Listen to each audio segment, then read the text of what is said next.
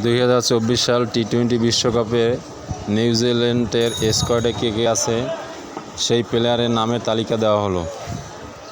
এবং সবাই আমার চ্যানেলটিকে সাবস্ক্রাইব করবেন এবং পাশে থাকা বেল আইকনটি চেপে রাখবেন যাতে করে নতুন নতুন ভিডিও আপনাদের কাছে পৌঁছে যায়। প্লিজ দয়া করে আমার চ্যানেলটি সাবস্ক্রাইব করুন।